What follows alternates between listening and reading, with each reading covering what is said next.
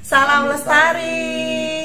Halo lor, kembali lagi di Dia Temblok Channel. Masih bersama saya Dia dan Mas Bojo, Mas Alex Puji Winarto.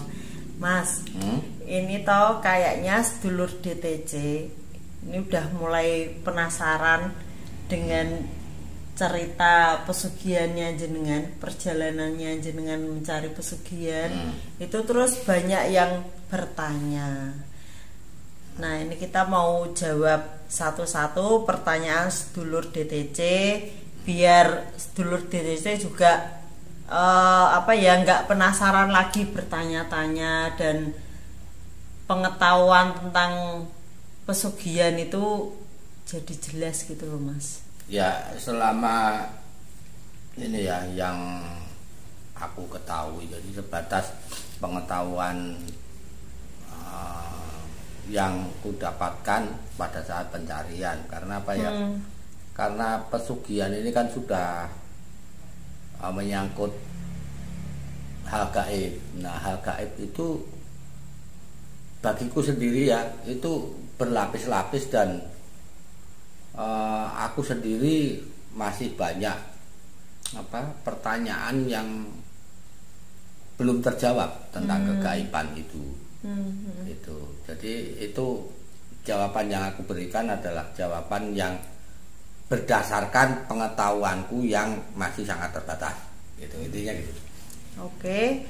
Ini kita mulai dari tuyul dulu ya.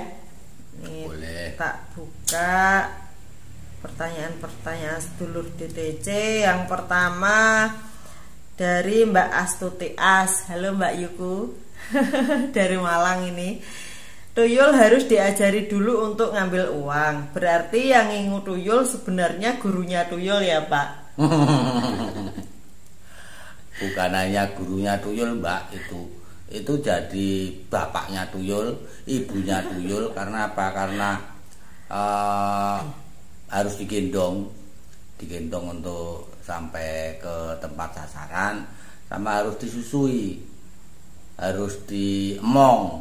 Jadi kita nggak boleh menyakiti hatinya dengan kata-kata kasar atau apa. Nah, ini kan butuh kesabaran ekstra. Karena apa? Karena kalau kita nggak boleh ngomong kasar sementara tuyulnya itu halus sih nggak apa-apa.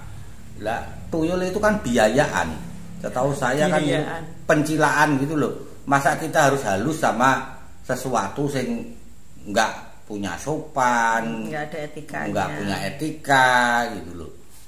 Ya itu susah. Jadi iya bener. Jadi yang ngingu tuyul itu embuh lah pokoknya. Jadi dia nggak cuman menumbalkan, tapi dia kalau bagi saya yaitu diperhinakan kemanusiaannya oleh jin yang berwujud tuyul itu. Oke, lanjut. Pertanyaan berikutnya dari Mega Atin. Cerita beasiswa dari Dewi Lanjar itu sampai bikin saya terbayang-bayang. Ngeri. Ini ditambah lagi konten tuyul dan banyak sekali pengetahuan tentang pesugihan tuyul, seperti yang harus disusui, sampai Pak Alex sendiri bisa membantu teman memusnahkan tuyul. Wah, terima kasih share-nya Mas DTC. Cerita tentang Nyi Roro Kidul dan Ratu Kidul boleh nggak Mas? Lalu Dewi Lanjar siapanya Nyi Roro Kidul? Matur suwun. Ini panjang banget ya. Rahayu Bu Atin. Yang pertama soal apakah saya benar sudah memusnahkan tuyul, itu termasuk yang tadi aku katakan sebagai pertanyaan yang belum terjawab. Benarkah tuyul itu benar-benar musnah atau pergi ke suatu tempat yang jelas akibat perlakuan itu si tuyul tidak berada bersama si juru kunci lagi. Itu pasti kalau itu. Tapi kemana dia saya nggak tahu gitu. Itu yang tentang tuyul. Terus kalau yang tentang Dewi Lanjar sama Nyi Roro Kidul. bukan yang sama Bukan. temenku yang dikasih dalam tanda petik beasiswa. Jenengan ngeri ya. Saya tidak cuma ngeri tapi campur aduk antara kasihan, penasaran, terus gimana nasibnya karena saya mencoba menghubungi lewat meditasi pun sampai sekarang nggak bisa. Dan itu mungkin itu belum pesugihan loh itu cuman apa ya, semacam gendaan, tahu gendaan enggak? Jadi Selingkuhan gitu. pemuas nafsunya Dewi Lanjar gitu loh. Jadi ini semacam berondongnya. Kalau pesugihan itu pasti dia jauh lebih kaya lagi gitu. Pasti dia jauh lebih kaya. Itu aja udah bingung ngabisin Itu uangnya. aja dia sudah ya. bingung ngabisin uangnya. Kemudian apakah konten tentang Bu Ratu diizinkan? Diizinkan tidak ini tidak ada yang perlu disembunyikan karena ini semua akan menjadi pilihan gitu loh. Paham maksud saya? Paham. Jadi ya nggak apa-apa, ceritakan aja. Tergantung manusianya nanti bagaimana gitu kan. Akan tergantung pada orangnya. Kalau mau tetap ambil ya monggo, tidak ya monggo gitu. Dan kayaknya udah dibuat ya. Nah udah dibuat toh. Gitu. Jangankan tentang Ibu Ratu Kidul ya, tentang Lawu aja, pesugihan di sekitar Lawu itu juga boleh. Malah beliau yang Lawu maksudnya itu, yang saya tangkap sebagai yang Lawu loh ya, itu ngendiko bahwa itu lebih bagus supaya tahu bahwa beda gitu loh antara tempat yang dipakai untuk berziarah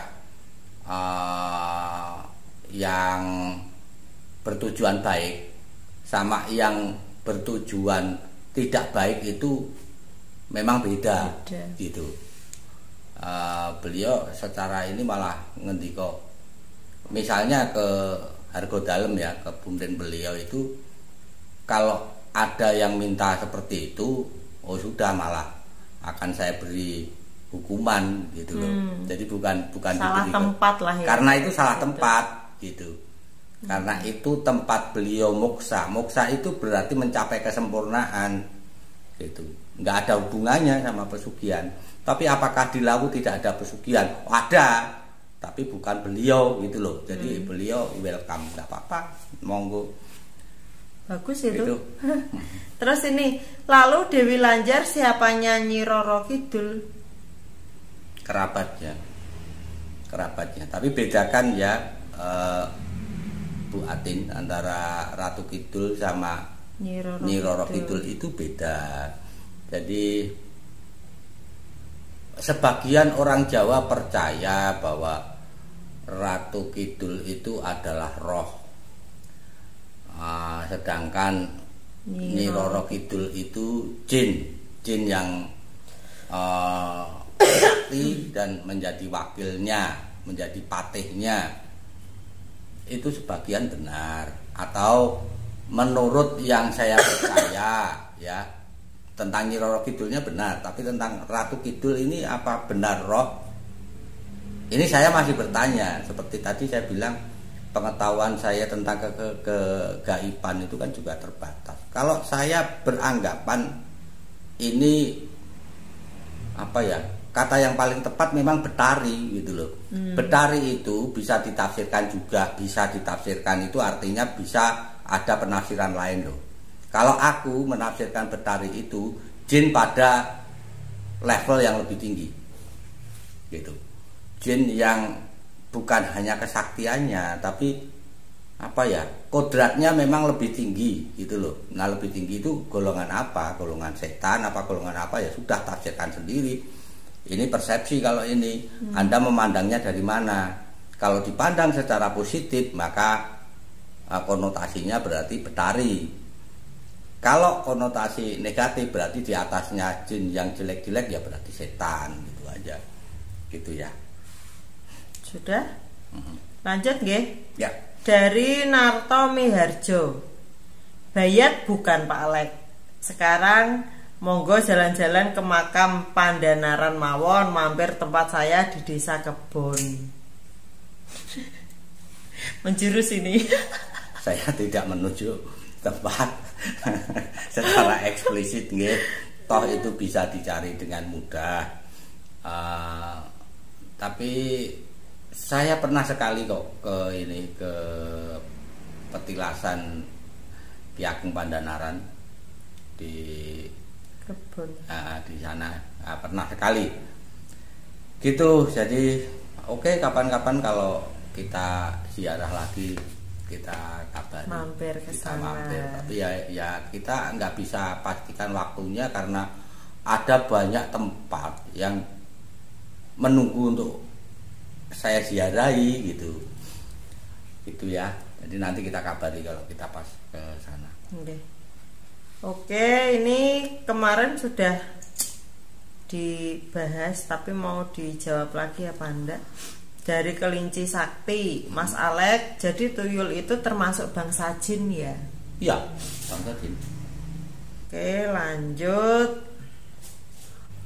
Dari Gemiong, melihat ini jadi keinget kasus yang baru-baru viral, yang anak meninggal selama 4 bulan disimpan di kamar. Apa itu termasuk juga ya ke korban pesugihan?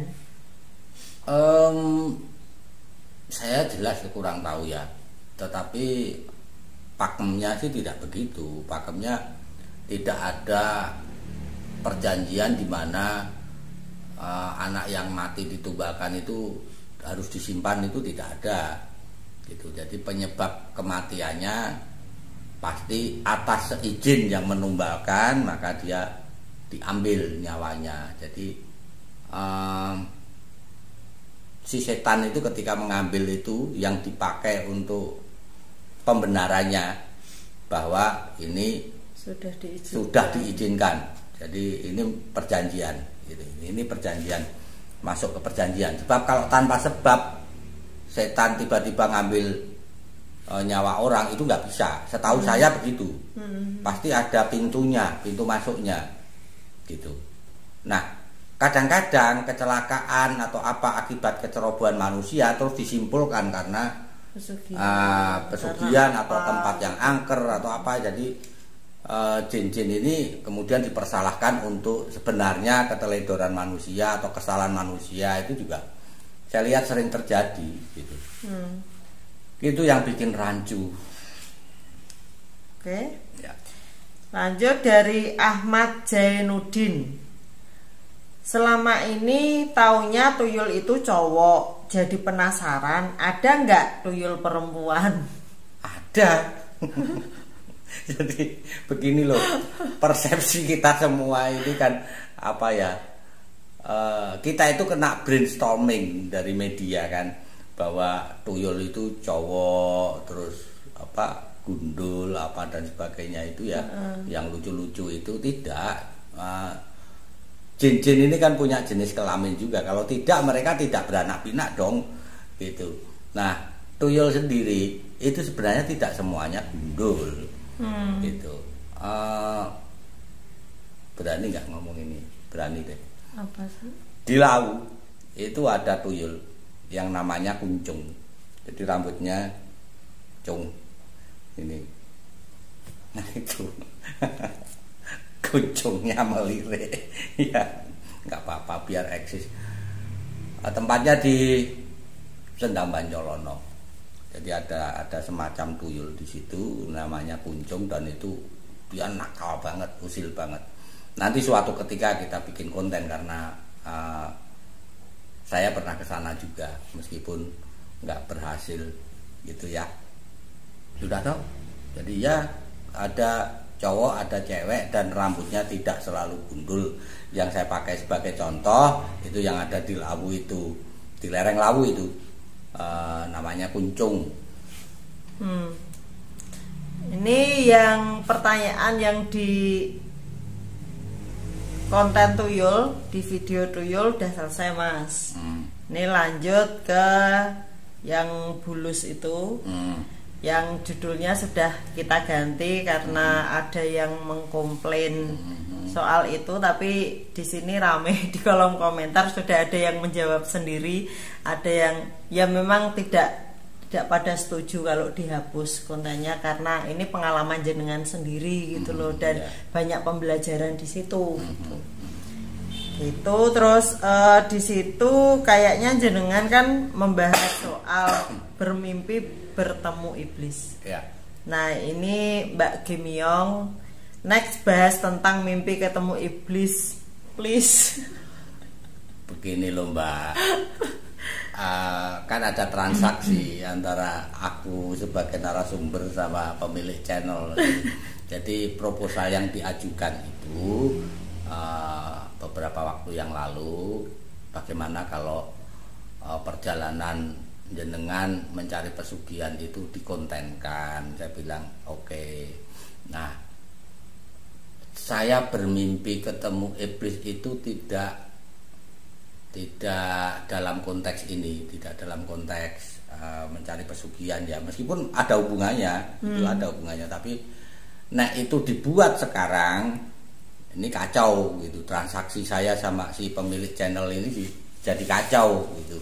Jadi misalnya ketika kami bikin konten ini ya tentu saja saya tidak bisa atau tidak mau diajak untuk bikin, katakanlah misalnya ya, ini yuk bikin konten rumah hantu, saya nggak mau karena ini belum selesai, nanti kacau gitu ya. Jadi kalau kapan-kapan oke, tapi jangan next.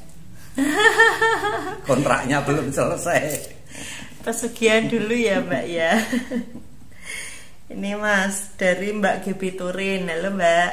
Halo Pak Alek, kalau iblis yang paling tinggi yang namanya Lucifer bukan? Tiap daerah itu punya nama, jangankan setan atau jin ya. Katakanlah ini kuntilanak itu ya, kuntilanak itu di Western, di negara-negara Barat tidak ada yang menyebut seperti itu, tapi misalnya disebut succubus gitu ya. Jadi siluman atau setan perempuan yang suka menggoda, bahkan kalau perlu bersetubuh dengan manusia. Nah itu kan kalau di sini kan yang suka begitu itu kan Mbak Kunti gitu. Jadi tiap daerah punya nama.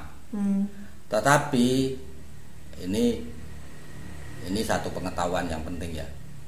Kalau bagi orang Islam misalnya, salah satu senjata untuk melawan mereka ini kan selain asma Tuhan itu ayat kursi misalnya ya. Itu kalau tanpa disertai nama kayak apa ya? Kayak sesuatu yang menguap gitu loh. Jadi arahnya tidak bisa jelas. Jadi kalau saya mau bacakan mantra atau ayat atau apa, ya harus jelas ini tujuannya ke situ gitu. Nah, kebetulan kalau di Jawa iblis itu bukan itu gitu. Tapi kira-kira kalau tak sebutkan kontenmu rame dihujat orang gitu. Karena ini masih kontroversial. Nah, ironisnya apa yang saya pandang sebagai baik kadang dianggap orang jelek. Apa yang saya anggap jelek orang lain bilang itu baik gitu loh. Paham ya? Gitu. Jadi ini soal persepsi, tapi persepsi ini bisa bikin ramai. Jadi kalau saya ya sudahlah, penafsirannya masing-masing.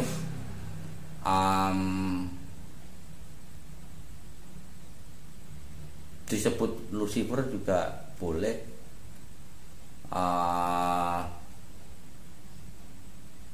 Memang dia yang tertinggi, tapi kalau di Jawa namanya, sebentar saya harus apa ya, harus meditasi dulu, harus mempertimbangkan dulu.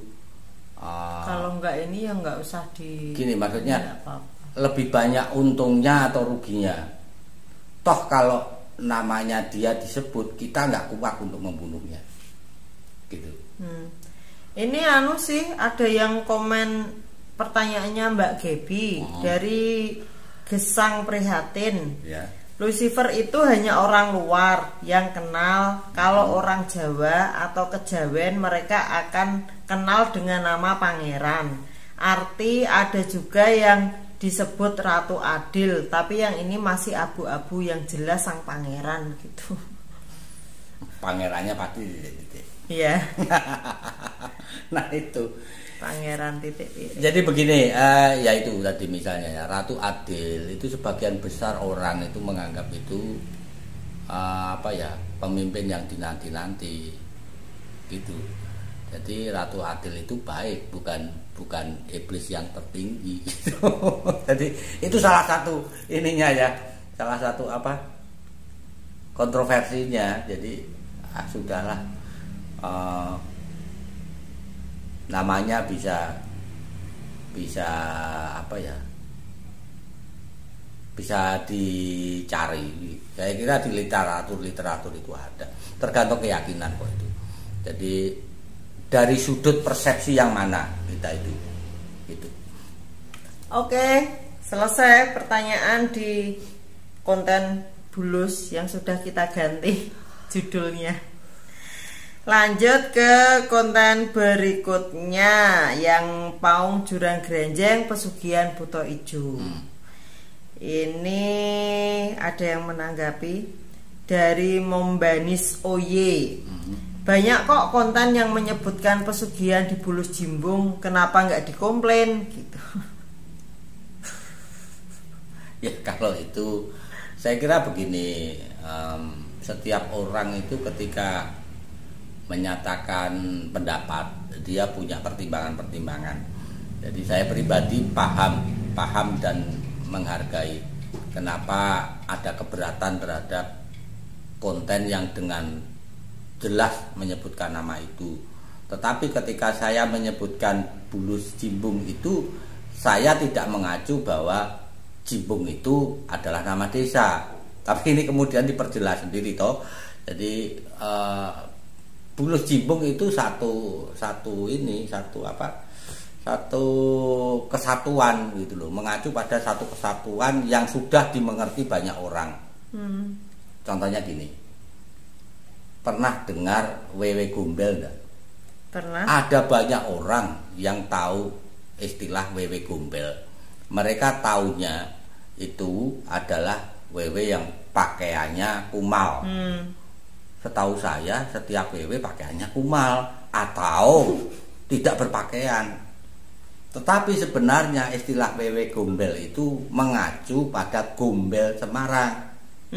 Jadi di Gombel itu dulu ada wewenya gitu loh, dan sering mengganggu orang sehingga kemudian muncul istilah wewe gombel. Jadi wewe gombel ini sudah menjadi kesatuan yang seiring berjalannya waktu itu nggak tahu bahwa Gombel itu nama tempat gitu loh. Ya, itu yang terjadi sebenarnya.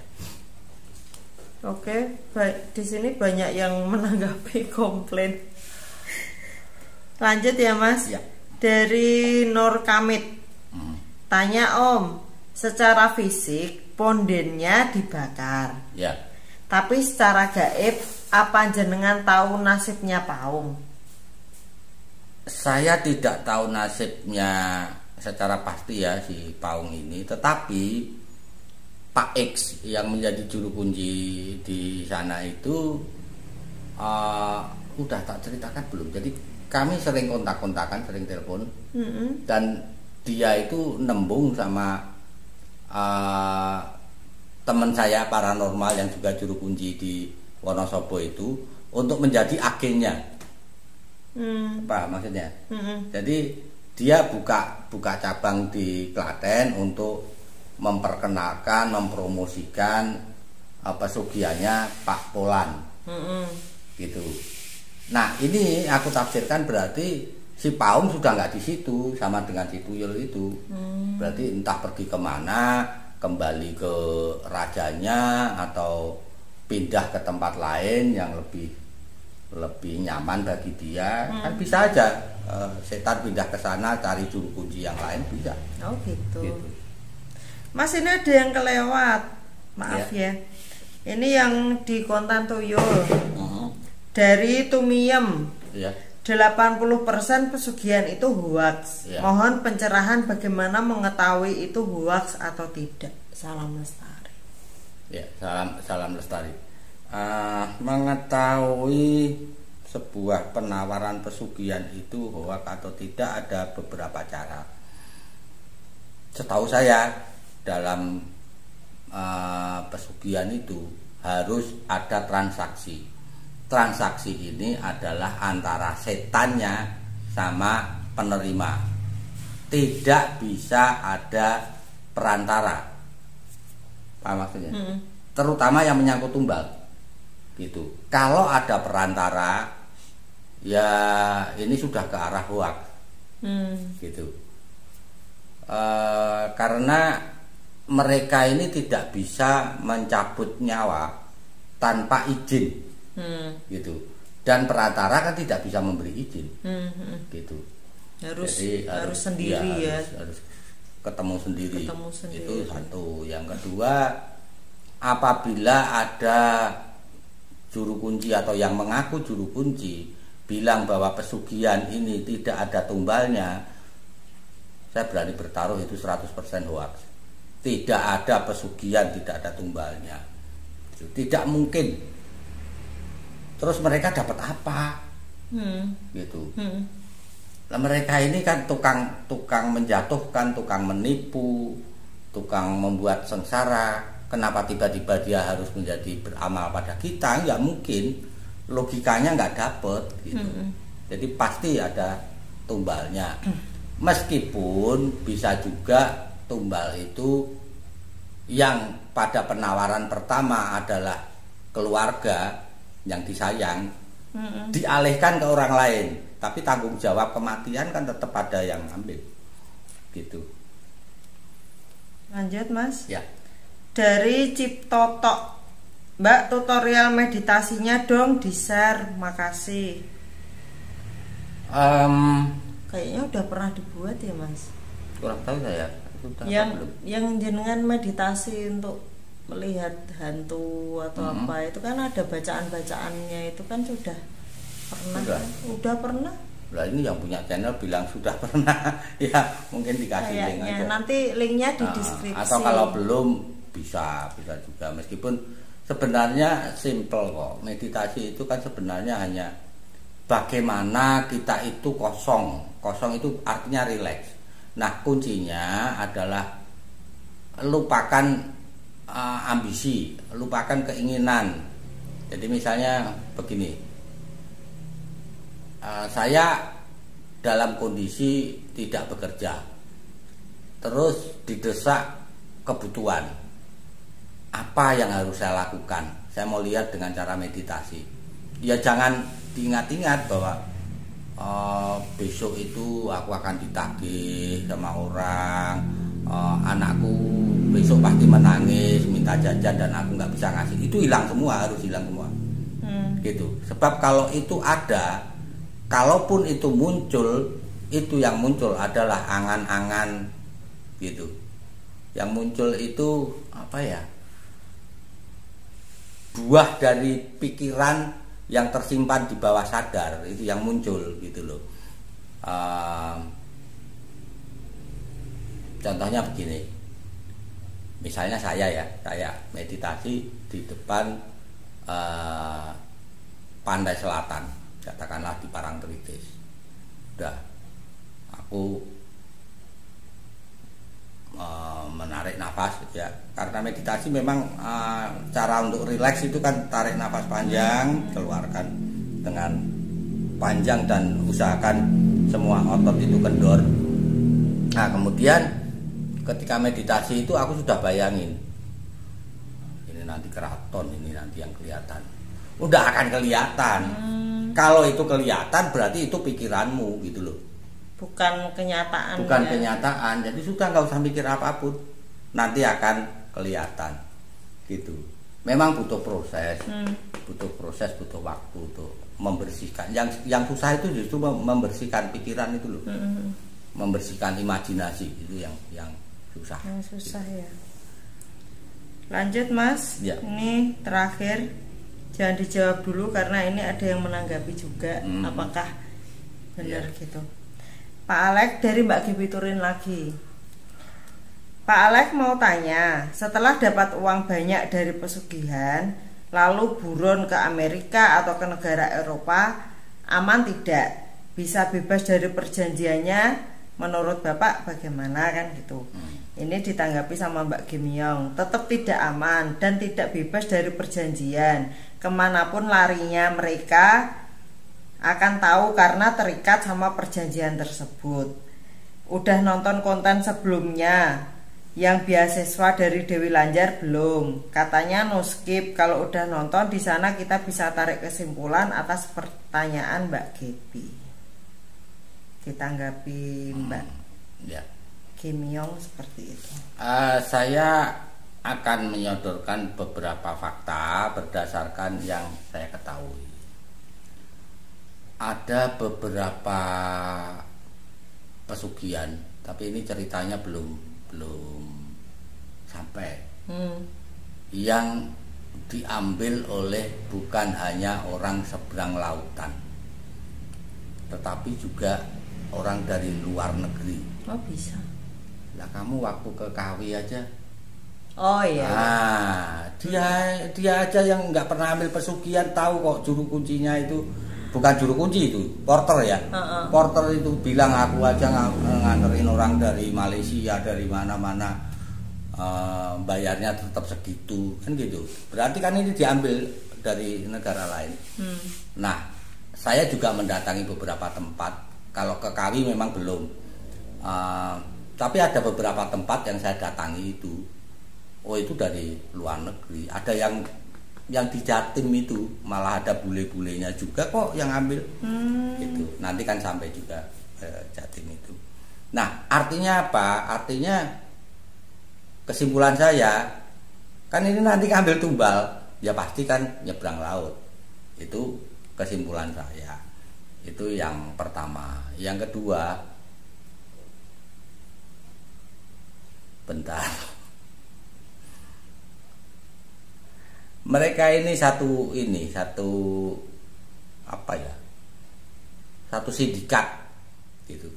Jadi pesugihan ini, atau katakanlah nggak cuma pesugihan, setan-setan ini tahu kok sama setan yang di luar negeri gitu.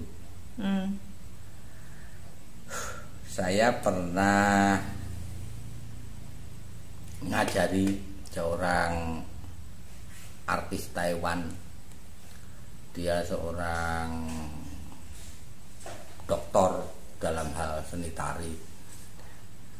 Saya beri mantranya itu dalam bahasa Jawa, tetapi karena dia tidak bisa dari bahasa Jawa ini, saya buat bahasa Inggris.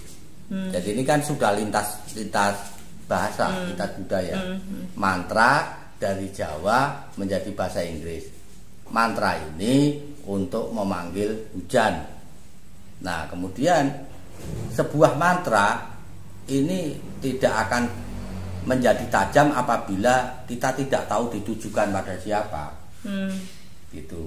Nah, maka saya suruh dia memintanya kepada Matsu. Matsu itu dewanya dia di Taiwan. Gitu. Dan datang betul hujannya. Nah, padahal yang punya mantra ini katakanlah ya kultur Jawa sudah dapat dari Jawa gitu loh. Tapi ini bisa lintas bukan hanya pulau, ini lintas negara dan tetap jalan. Sayang sekali kayaknya videonya udah hilang itu. Jadi video-video kesenian itu karena dulu pakainya kaset video yang besar itu loh. Begitu nggak ada alat pemutarnya ya sudah nggak kopen, terbengkelai gitu. Sebenarnya kalau waktu itu aku sudah kenal sama Diah Tomblok ini, mungkin itu jadi konten yang menarik gitu. Jadi gitu ya, kayaknya bisa lintas ini ya, menyeberangi laut itu bisa ya Mbak Gebi ya. Ini soalnya Mbak Gebi juga nanya lagi Mas di konten yang dari Uang Sihir ke Rengganis itu. Pak Alek mau tanya, ada tidak orang dari luar pulau yang datang untuk ambil pesugihan di Pulau Jawa? Banyak.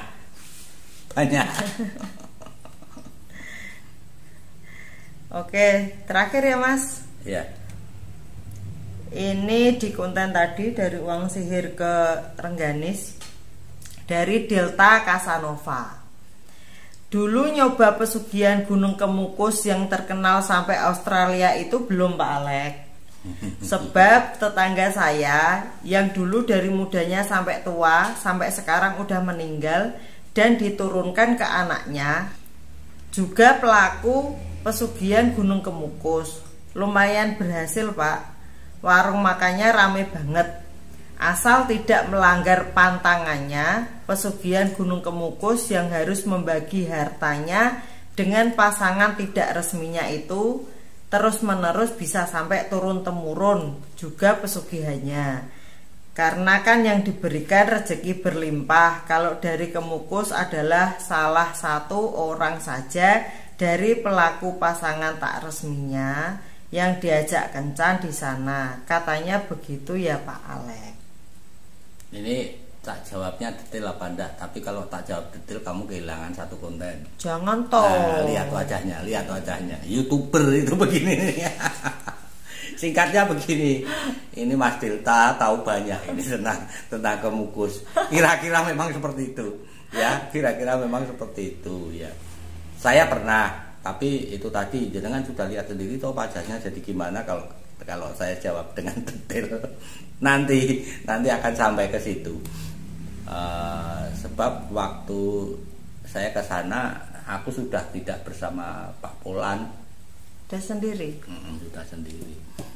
Jadi ada fase di mana menurutku ya pengambilan pesugihan ini mencapai klimaksnya ketika kami dalam satu tim itu ya, ada saya, ada sebut saja Pak Polan, ada sebut saja Mukidi, terus yang satu adiknya Mukidi. Ini suatu ketika jadi pecah karena oleh si setan itu kita nggak diberi uang, malah diadu domba. Intinya malah begitu, malah berantem.